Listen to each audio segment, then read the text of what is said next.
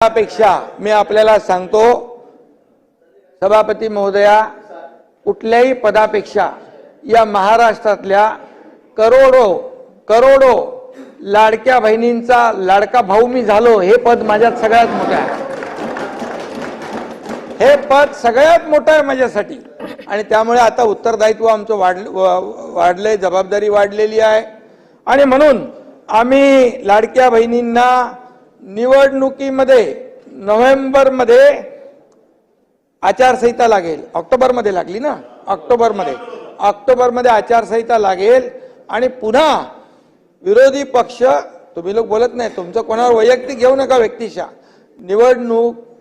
निवडणुकीच्या आचारसंहितेमध्ये ही योजना बंद करा म्हणून निवडणूक आयोगाकडे तक्रार करतील आणि त्याचा असा बबरा करतील की ही योजना बंद झाली म्हणून आम्ही सभापती महोदय ऑक्टोबरमध्येच नोव्हेंबरचे पण पैसे देऊन टाकले। म्हणजे 5 इन्स्टॉलमेंट या लाडक्या बहिणींच्या खात्यात जमा झाले आणि आताच्या पण पुरवणी मागण्यामध्ये डिसेंबरच्या साठी 1400 कोटी रुपयाची तरतूद केलेली आहे। त्यामुळे ही योजना बंद होणार नाही। माझ्या एकाही पात्र लाडक्या बहिणीच्या खात्यात जाणारे पैसे बंद होणार नाहीत, हा त्यांच्या लाडक्या भावाचा शब्द आहे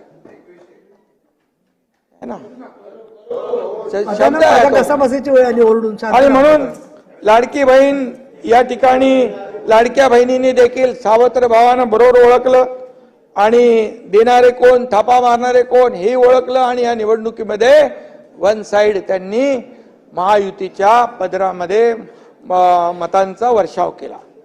आणि म्हणून तुम्ही शशिकांतजी, तुम्ही लाडक्या बहिणींच्या बाबतीत बोलले, लाडक्या बहिणींनी घाबरून मतं घेतली त्यांची।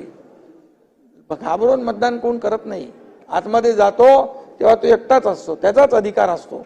आम्ही लाडक्या बहिणींना प्रेमाने जिंकलेला आहे आणि प्रेमाने त्यांनी मतदान केलेलं आहे, ही वस्तुस्थिती आहे।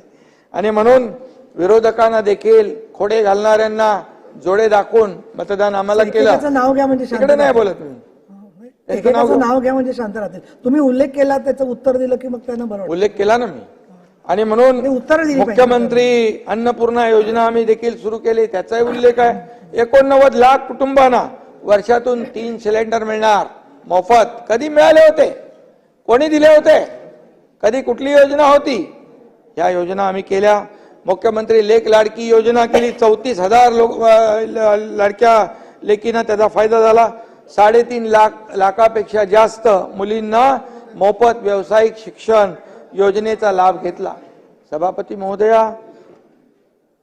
म्हणजे जसं आदरणीय प्रधानमंत्री नरेंद्र मोदीजी यांनी महिलांना आत्मसन्मान, आत्मनिर्भर करण्याचा विडा उचलला, तिथे जनधन योजना, उज्ज्वला योजना, बेटी बचाओ बेटी पढाओ, ड्रोन दीदी, लखपती दीदी अशा योजना केल्या केंद्राने, तशाच योजना देखील आम्ही महिला बचत गट सक्षम केले आणि महिलांना आत्मनिर्भर करण्यावर भर दिला आणि आमच्या महाराष्ट्रातल्या भगिनी देखील लखपती झाल्या पाहिजे हे धोरण आम्ही ठेवलं आणि म्हणून एवढा मोठा विजय आम्हाला मिळालेला आहे।